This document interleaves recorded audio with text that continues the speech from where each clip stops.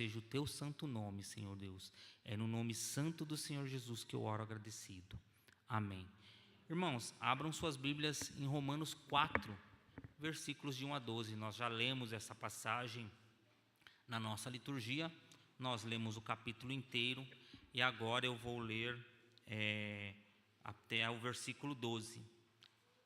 Romanos 4, versículos de 1 a 12, os irmãos acompanhem a leitura. Diz assim: Que, pois, diremos ter alcançado Abraão, nosso pai, segundo a carne?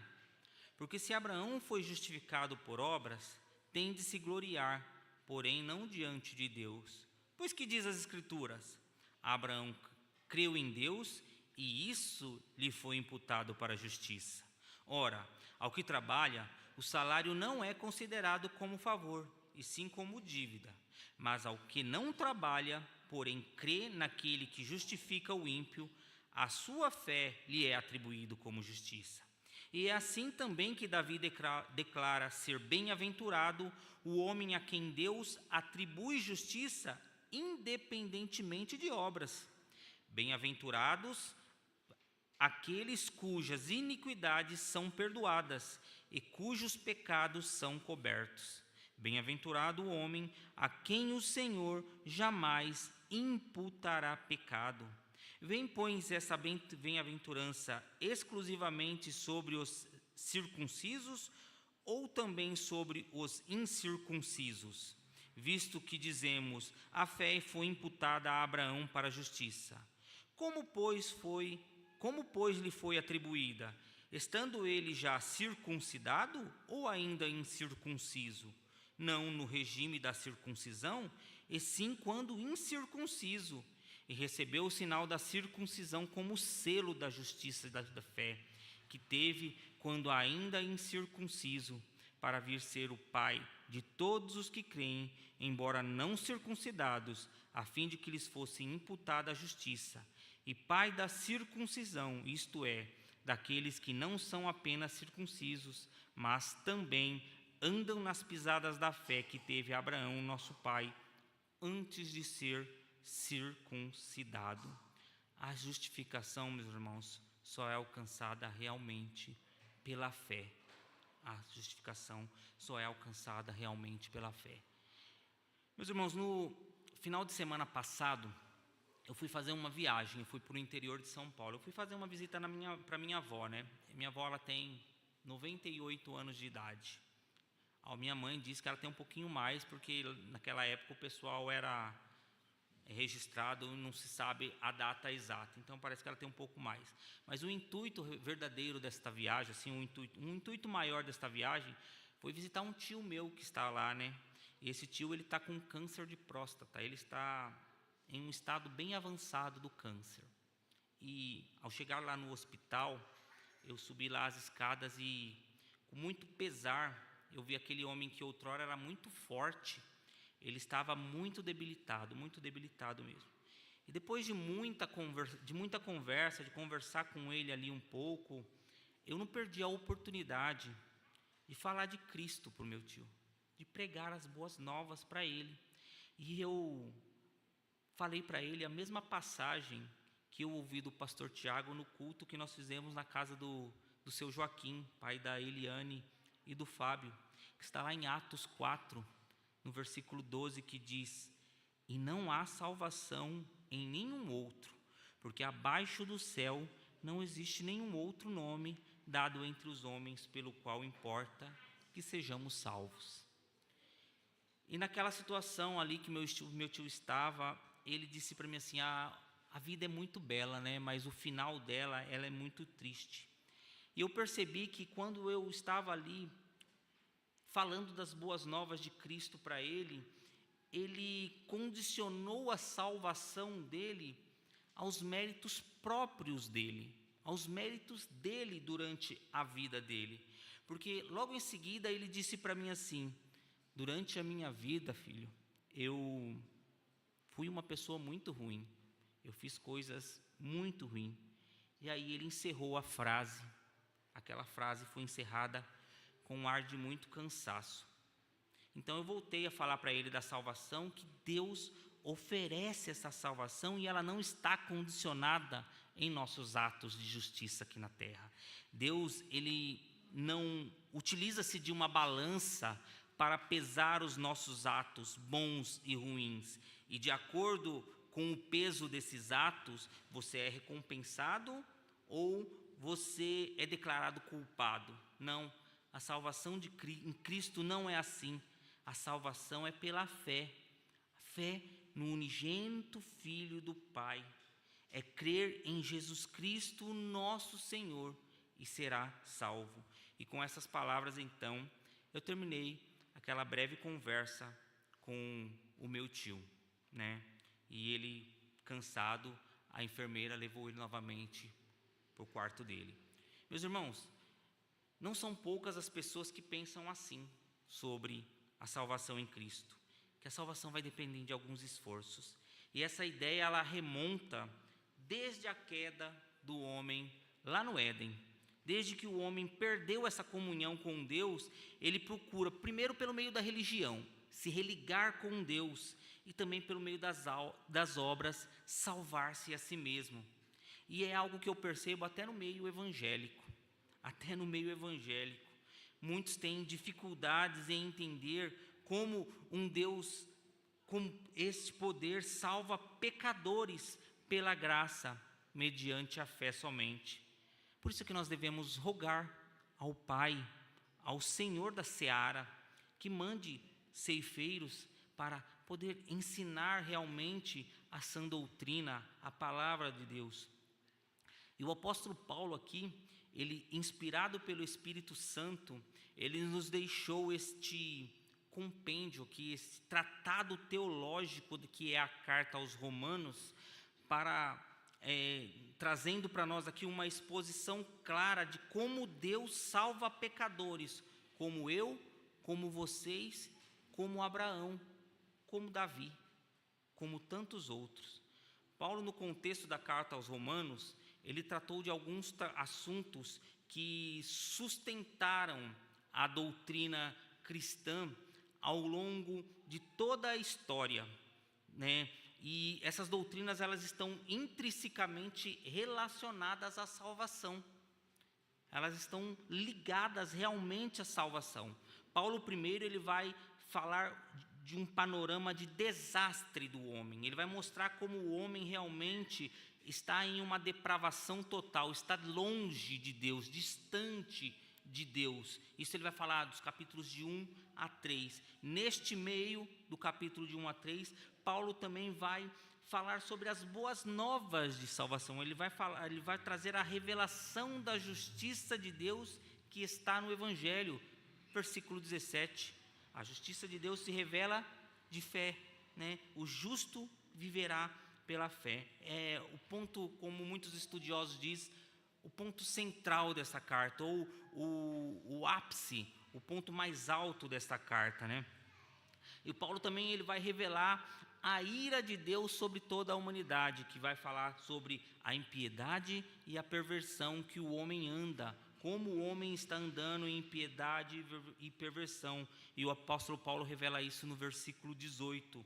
E Paulo fala que este pecado afetou a raça humana de um modo geral, mostrando isso em dois grupos. No grupo dos gentios, onde todos são culpados, todos se tornam indesculpáveis, porque para esses foi revelado de forma natural as coisas criadas. Ninguém pode dizer que não há Deus, porque as coisas criadas revelam o poder de Deus. Então o apóstolo Paulo fala sobre os gentios, e para os judeus ele mostra que para esses também não há como haver desculpas, pois o Senhor se apresenta a eles de forma especial pela lei e pelos profetas.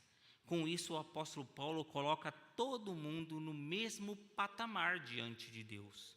Ele diz assim: todos pecaram e destituídos estão da glória de Deus. E aí ele vai dizer: se todos pecaram e destituídos estão da glória de Deus, necessitam ser justificados. Necessitam ser justificados. E Paulo então vai apresentar o autor dessa justificação e a base para esta justificação. E o autor da justificação, ele diz que é Deus do começo ao fim, e o caminho para esta justificação são os méritos de Cristo. Está lá em Romanos 3, o versículo 25. Os irmãos abram e acompanham a leitura comigo. Romanos 3, versículo 25.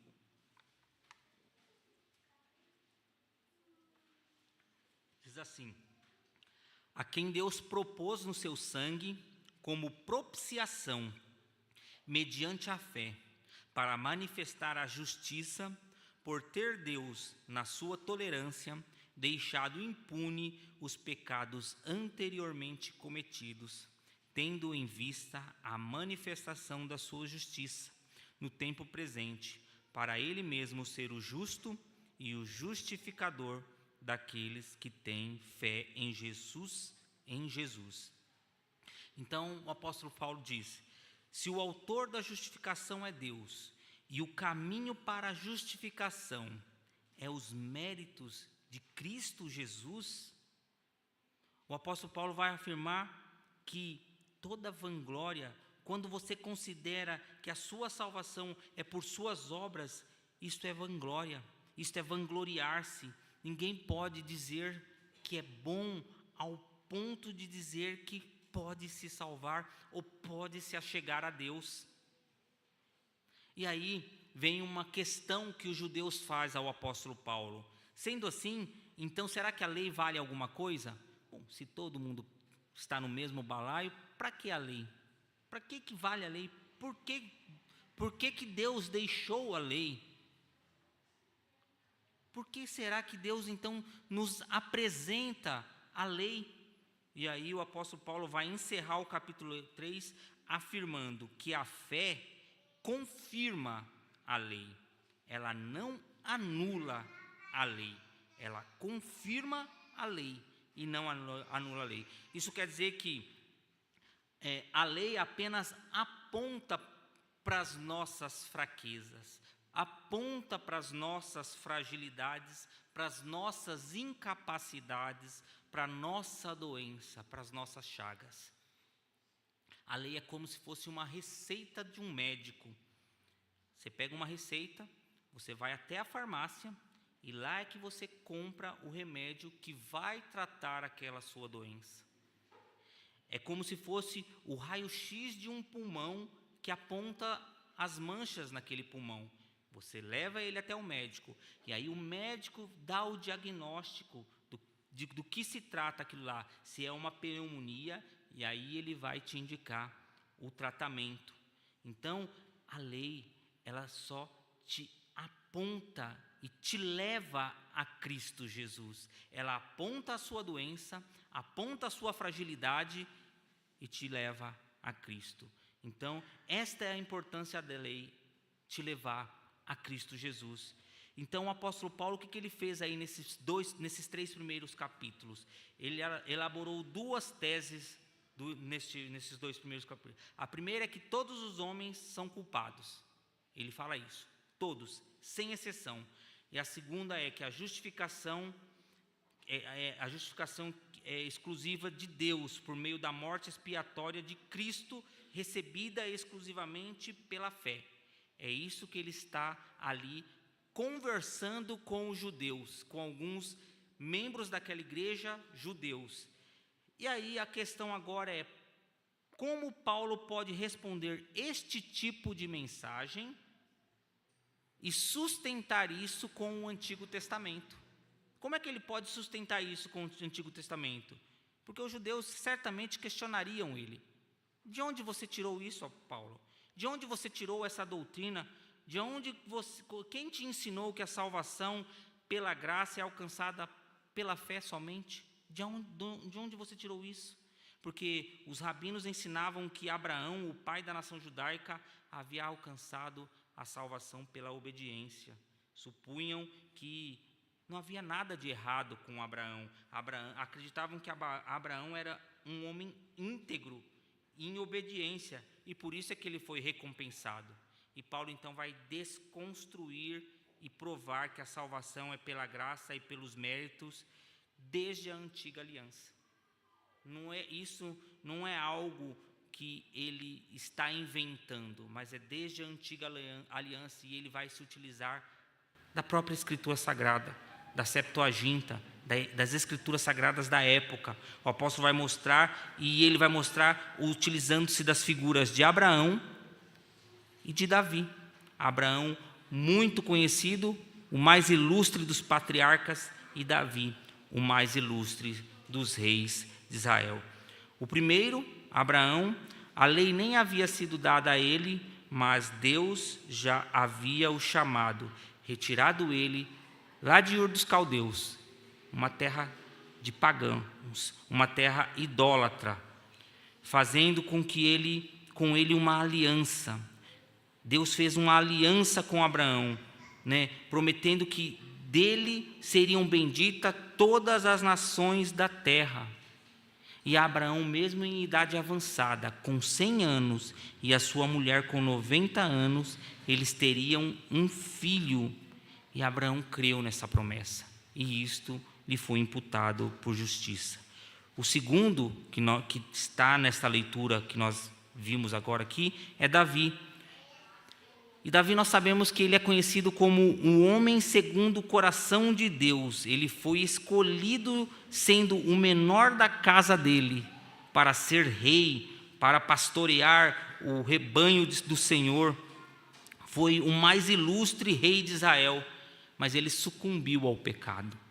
Ele, em um momento de sua vida, ele pecou e ele foi confrontado pelo profeta Natã. Natã lhe contou uma historinha, Falou para ele que um homem rico possuía muitos bens e que de repente esse homem rico pegou uma ovelhinha de um homem pobre, matou e fez ali um banquete e perguntou para Davi o que esse homem merecia. Qual foi a resposta de Davi? Esse homem merece a morte, esse homem merece a punição. E Natã respondeu: este homem é você, Davi. Então Davi caiu em si, os seus olhos foram abertos. Ele reconheceu o seu pecado, sabia que havia cometido pecado, e com o coração arrependido, Davi escreveu aqueles salmos de número 32, que nós lemos na liturgia, e recebeu o perdão. Ele disse: bem-aventurado o homem a quem Deus não atribui justiça, a quem Deus atribui justiça, independentemente das obras. Se nós debruçarmos, meus irmãos, na história desses dois homens, somente desses dois homens, Abraão e Davi, nós perceberemos que esses homens cometeram diversos erros. Esses homens cometeram diversos erros ao longo da vida deles. Mas esses homens tinham uma comunhão com Deus. Eles tinham uma fé inabalável. Abraão creu na promessa, e isto lhe foi imputado por justiça. E Davi creu no perdão de Deus, e não lhe foi imputado o pecado, mas Deus lhe imputou o perdão. E no capítulo 4 agora, o apóstolo ele vai mostrar para os judeus então que a sua doutrina da justificação pela fé tem sim base bíblica, tem uma base bíblica, não é uma invenção do apóstolo Paulo, não é uma invenção daqueles que eram conhecidos como a seita do caminho. Não é uma invenção do cristianismo ou uma invenção da reforma protestante. Não, mas tem base bíblica. E o que nós podemos aprender com esses 12 versículos que nós lemos? Primeiro, nós podemos aprender que se a justificação for pelas obras, ela colocaria a glória da salvação no homem e não em Deus. E que também essa justificação pelas obras é contrária aos ensinos das Escrituras. Dos versículos de 1 a 5 diz isto, que a ideia da salvação por méritos próprios exalta o homem apenas. A ideia da salvação por méritos próprios exalta o homem. Porque se Abraão foi justificado por obras, tem de se gloriar, porém não diante de Deus, não diante de Deus. Se Abraão tivesse sido justificado pela obediência às obras, ele teria motivos suficientes de bater no seu próprio peito e dizer: eu sou bom o suficiente para ter o direito da salvação ou o direito desta terra. Mas ele não tinha esse direito. Abraão não poderia se gloriar diante de Deus. Sabe por quê, meus irmãos? Porque nenhum pecador pode ostentar-se diante do tribunal de Deus. Nenhum pecador pode chegar-se diante de Deus com arrogância, dizendo: eu fiz por merecer a salvação, eu fiz por merecer algo de Deus, né? Eu vi esses dias, eu vi o reverendo, acho que Hernandes Dias Lopes, falando sobre o pecar, né? E ele fez uma continha básica: se nós pecássemos apenas 2 vezes no dia, se você fosse uma pessoa muito boa, porque nós sabemos que nós pecamos por pensamentos, por gestos, por ações, por omissões, por palavras, e se você pecasse somente 2 vezes no dia, você fosse uma pessoa muito, né, perfeita, e somente 2 vezes ao dia, no final do ano de 365 dias, você teria pecado 730 vezes. E aí você faz a conta, multiplica aí pela sua idade, para ver quanto você teria de pecado para se apresentar diante de Deus. Não há como se apresentar diante do tribunal de Deus com arrogância, dizendo ser merecedor de algo. E esse é um erro que muitos ainda nos dias de hoje acham, que pode se apresentar diante de Deus com seus atos de justiça e serem justificados. A vanglória diante de Deus, ela é loucura. Por isso que nós temos que nos debruçar diante desse Senhor. Fala: Senhor, eis-me aqui, Senhor. Eu estou aqui, Senhor. Ainda ensinam que talvez de forma velada que para se alcançar a salvação é necessário buscar a autojustificação, a justiça própria. O ensino da justificação pelas obras é uma total contradição das Escrituras Sagradas. Por isso que a palavra de Deus diz: porque diz as Escrituras, Abraão creu e isto lhe foi imputado por justiça. Deus creditou que Abraão, sem que Abraão merecesse a justiça a ele. Deus colocou essa justiça a Abraão sem que ele merecesse. Ao argumentar sobre a justificação pela fé, Paulo não usou uma opinião própria. Paulo não usou uma opinião, documentos fora eclesiásticos, opiniões de teólogos. Não, ele se utilizou das Escrituras Sagradas. Ele mostrou nas Escrituras Sagradas que a salvação, que a justificação é alcançada pela fé e que não é algo inventado. A graça que Abraão havia alcançado não foi porque ele obedeceu à lei ali, muito pelo contrário. Como nós vimos, Abraão foi chamado em Ur dos Caldeus, numa terra pagã, e onde o seu nome nem era Abraão ainda, o seu nome era Abrão.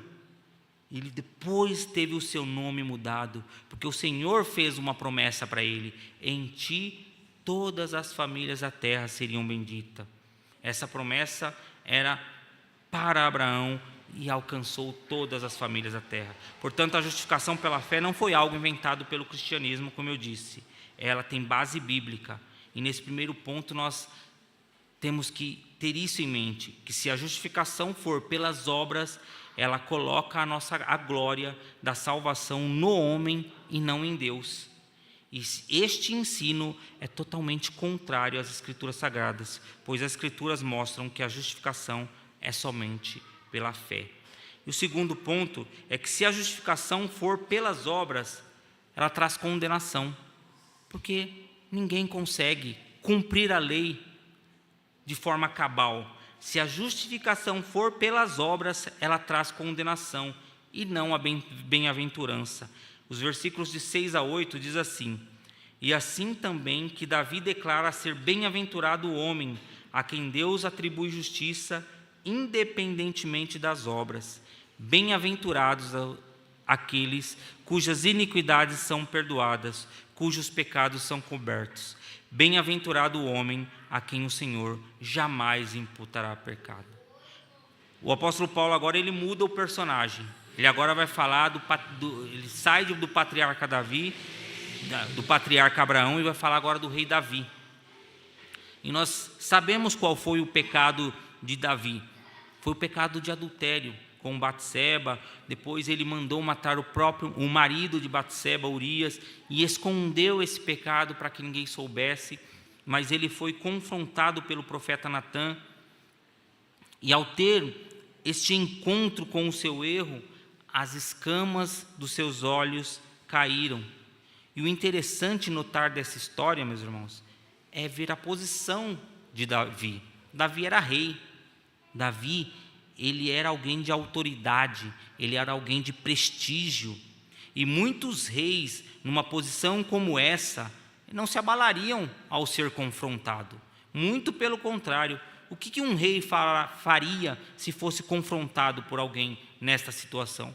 Mandaria prender. Mas Davi entendeu o seu erro. Davi percebeu qual foi o seu erro. Davi realmente debruçou o seu coração diante de Deus e entendeu que havia pecado contra Deus.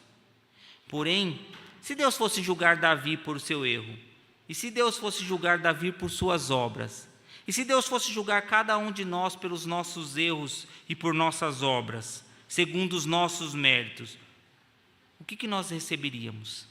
O que Davi receberia? Ele receberia a morte. O que Davi receberia, o que eu e você receberíamos, era a condenação. Porque a palavra de Deus fala assim, que toda alma que pecar, essa morrerá. Mas assim como Davi, nós também merecíamos essa condenação, merecíamos a morte. Mas você pode dizer, mas o pecado de Davi foi um pecado horrendo. Davi adulterou, porque muitas vezes as pessoas têm a dificuldade de entender, né, pecados. Tem pessoas que falam, não, mas isso é pecado, isso, né, e eu nunca matei, eu nunca roubei, eu nunca fiz isso, eu nunca fiz aquilo, ou aquilo outro. A epístola de Tiago, capítulo 2, versículo 10, diz que o homem que obedece toda a lei, mas tropeça em apenas um ponto, torna-se culpado de quebrá-la inteiramente. E como eu disse, nós pecamos em pensamentos, pecamos em atitudes, pecamos em palavras, pecamos em omissões. Por isso que eu fiz aquela continha. Imaginem, se alguém fez aí a conta aí com a idade, vocês vão ver. Mas não recebemos perdão, então, por nossa justiça própria. Não há como receber perdão por nossa justiça própria. Diante de Deus, nossa justiça é como um trapo de imundícia, diz a palavra de Deus. Nós recebemos perdão porque, assim como Davi, fomos presenteados, fomos agraciados pelo Senhor, pela fé que Ele colocou em nosso coração, que o Senhor colocou em nosso coração. E essa fé que nos faz nos humilhar na presença dEle, essa fé nos faz estar na presença do Senhor e reconhecer os nossos erros, reconhecer que somos pecadores, reconhecer que devemos moldar a nossa vida diante da sua santidade, viver conforme a tua vontade, conforme o teu querer. E aí sim, bem-aventurado aqueles cujas iniquidades são perdoadas e cujos pecados são cobertos. O comentarista John Murray, ele vai dizer que a pessoa bem-aventurada não é aquela que tem boas obras lançadas em sua conta, mas ao contrário, aqueles cujos pecados não são lançados na sua conta. Então a justificação de Abraão e o perdão e a bem-aventurança de Davi não tem parte nenhuma, não tem cooperação nenhuma deles. Eles não fizeram nada para receber do Senhor, nem a promessa e nem o perdão. Nós também não fizemos nada para receber a promessa e nem o perdão. O que nós temos que fazer é glorificar a Deus, é falar: Senhor, ajuda-nos a trilhar o nosso caminho, ajuda-nos a nos manter de pé, ajuda-nos a viver em santidade, ajuda-nos a fazer a Tua vontade, Senhor, a viver conforme o Teu querer, porque o alto preço que o Senhor pagou para nós, a Tua graça nos basta, o Teu sangue foi precioso.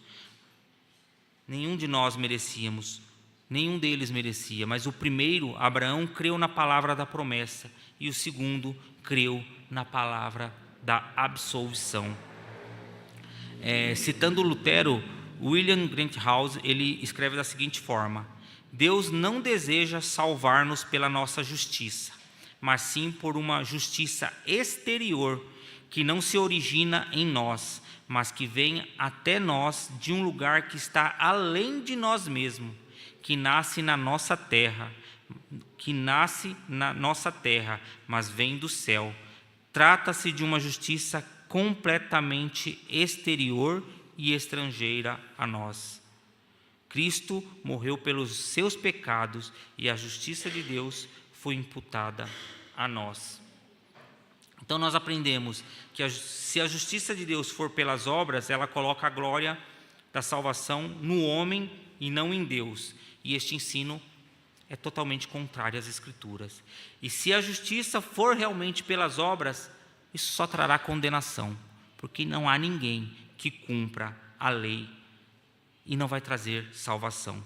E o terceiro ponto, meus irmãos, Paulo vai ensinar que a circuncisão, ou seja, as obras, não é a causa, mas é a consequência da justificação. De acordo com várias religiões, porque para você ser perdoado, o homem precisa passar por um ritual, seja ele em vida ou seja na morte. E de acordo com a doutrina rabínica, Deus ele perdoa somente o indivíduo circuncidado no dia do juízo. Este era o ensinamento que o apóstolo Paulo estava enfrentando nos seus tempos. Os rabinos argumentavam que Abraão foi circuncidado para só então alcançar a justificação, mas Paulo novamente prova para eles que nas Escrituras que Abraão foi justificado antes de ser circuncidado. Paulo vai dizer aos judeus que Abraão não foi circuncidado para ser salvo. Ele não foi circuncidado para ser justificado, mas por ser justificado é que ele foi circuncidado. E do mesmo modo, nós não somos salvos, por exemplo, pelo batismo, ou não somos salvos pela participação da ceia, ou não somos salvos pelas nossas boas obras. Nós nos batizamos, nós participamos da ceia, porque nós fomos salvos. É por isso que nós fazemos isso. É um mandamento do Senhor. Esses sacramentos não são a causa da nossa salvação, mas são símbolos que apontam para a nossa salvação. Eles são símbolos que apontam. E as obras a mesma coisa. Nossas obras, elas não nos salvam. O que nós fazemos de bom e o que nós fazemos de bom não nos salvam, mas elas evidenciam que nós fomos regenerados. A forma de nós vivermos neste mundo não é ela quem vai nos trazer a salvação, mas ela vai apontar que fomos regenerados por Cristo. Por isso nós produzimos bons frutos. Por isso os frutos de justiça têm que estar andando com o crente constantemente. Andando com o crente. As obras, elas mostram a glória de Cristo em cada um de nós. As obras têm que mostrar em cada um de nós a glória de Cristo. Mas ela não tem mérito algum na nossa salvação. Algum. O que Paulo está dizendo aos romanos é que foi a maneira decisiva de vida de fé de Abraão e não a circuncisão que o levou à justificação, né? Que Deus justificou. Abraão, a despeito dos seus erros, foi um homem que creu na promessa do Senhor. Todos nós também temos os nossos erros. Muitas vezes nós falhamos, por isso que nós temos que estar sempre atentos. A Bíblia fala que nós temos que orar e vigiar constantemente, meus irmãos. Vigiar e orar constantemente, para que nós não caiamos, para que a gente não ande no erro, para que a gente não ande aí blasfemando o nome do nosso Senhor, porque o sangue derramado naquela cruz foi precioso demais. Foi precioso demais para que seja, vilipendiado. Então, Abraão também foi um homem de muitos erros, mas ele creu nas promessas do Senhor. Quando Deus pediu, por exemplo, o seu filho Isaque a Abraão, o texto não fala, mas deixa implícito que ele creu que Deus poderia ressuscitar o seu filho, mesmo naquele momento da história.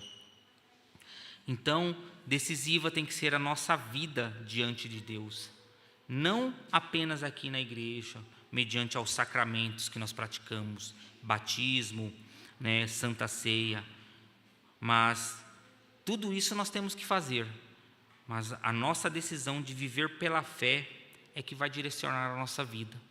A nossa decisão de viver pela fé é que vai moldar a nossa vida no mundo. Então, Paulo mostrou que a justiça não depende da circuncisão. E Paulo está falando aqui de um ritual, Ele está falando de um ritual que os judeus ali conheciam muito bem, que era um selo. Era um selo. Abraão não havia recebido esse selo quando ele foi justificado.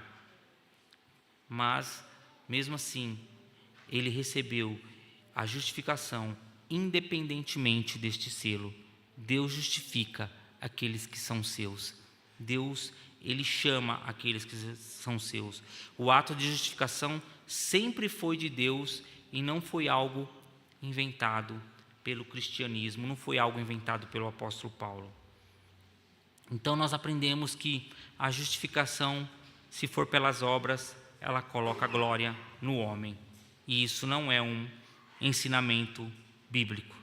Se a justificação for pelas obras, ela só trará condenação, porque ninguém consegue cumprir a lei. E as obras, os sacramentos, ela não é a causa da justificação, mas ela é a consequência da nossa justificação. Temos que ter uma vida decidida de fé. Quando nós decidimos pela fé, quando nós professamos a fé, muitos aqui vêm aqui na frente e professam a fé, nós temos que ter a decisão de agora vivermos uma vida diferente neste mundo, de vivermos agora para a glória de Deus, para louvor e glória de Deus.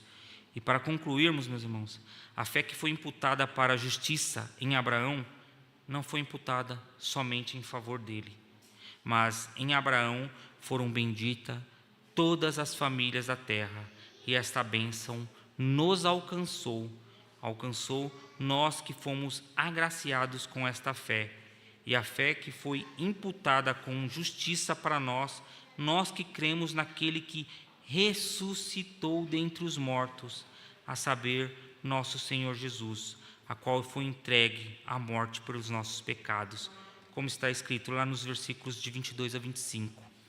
Pelo que isso lhe foi também imputado para a justiça, e não somente por causa dele, está escrito que lhe foi levado em conta, mas também por nossa causa, posto que a nós igualmente nos será imputado, a saber, a nós que cremos naquele que ressuscitou dentre os mortos, a Jesus nosso Senhor, o qual foi entregue por causa das nossas transgressões e ressuscitou por causa da nossa justificação.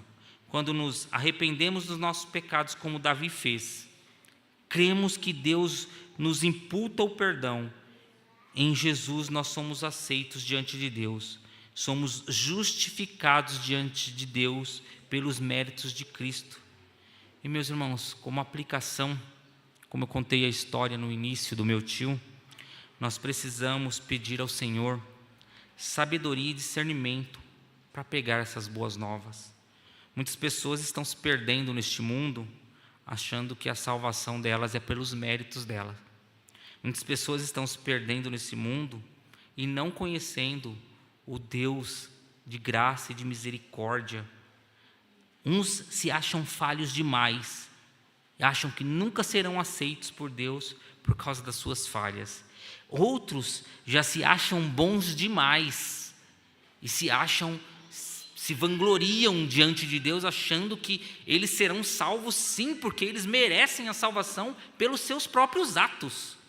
Meus irmãos, se acham bom demais, e eles têm esse lugarzinho reservado no céu, pensando como se isso fosse algo ganho pelas suas próprias forças.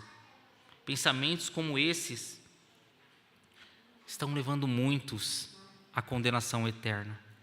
Então, o que nós temos que pedir ao Senhor é que o Senhor nos ajude realmente, com momentos como esse que eu tive com o meu tio, como os irmãos podem ter ao longo da semana, de falar deste Evangelho, que o Senhor nos justifica, não pelos nossos méritos, mas é um Deus que transforma a nossa vida, Ele imputa a sua justificação a nós, transformando a nossa vida, quando nós aceitamos e viver pela fé, e aí nós transformamos a nossa vida e vivemos para a sua glória, começamos a viver de fé em fé, começamos a viver uma vida transformada, pedimos perdão pelos nossos pecados, Ele nos aceita, e os pecados do passado, Ele joga no mar de esquecimento, todos eles foram levados lá na cruz do Calvário. Então, precisamos pedir ao Senhor sabedoria e discernimento para pegar as boas novas de Cristo, pois muitos estão se perdendo com este ensino falso da salvação pelas obras. Que Deus nos abençoe. Amém, meus irmãos.